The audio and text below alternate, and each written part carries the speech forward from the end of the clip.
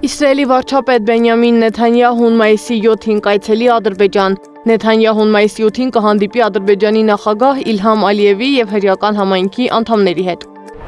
Պայթուն է տեղի ունեցել Իրանի Սպահան նահանգում Ավաներ Պարսյան ընկերության վառոդի եւ հրավառության պահեստում։ Տեղական լրատվամիջոցները հայտնում են, որ պայթունի հետևանքով 1 մարդ զոհվել է, եւս 2-ը վիրավորվել։ Պայթունի պատճառը դեռևս հայտնի չէ։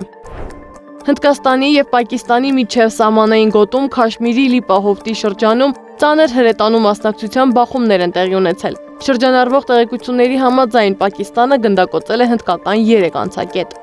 Սիրիայի մայրաքաղաքի անմիջական հարևանությամբ գտնվող Ջարմանա քաղաքի մոտակայքում բախումներ են տեղի ունեցել Սիրիայի անվտանգության ուժերի եւ դրուզների ինքնապաշտպանության ստորաբաժանումների միջև։ Զարամանա քաղաքի թաղամասերի մոտակայքում ինտենսիվ կրակոցներ են եղել, սակայն իշխանության մարմինների ներկայացուցիչները չեն մանրամասնել, թե ինչն է հրահրել բախումները քաղաքում։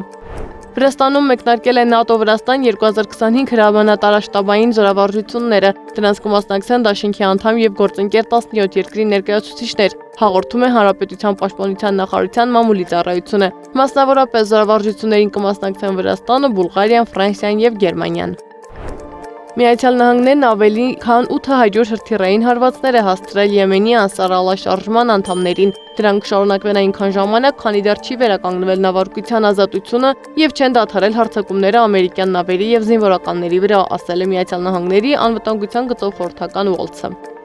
Թուրքիայում 4.4 մագնիտուդ ուժգնությամբ երկրաշարժ է տեղի ունեցել։ Սեդա Մակարյանն, Նոնա Գևորգյան, ABC Media։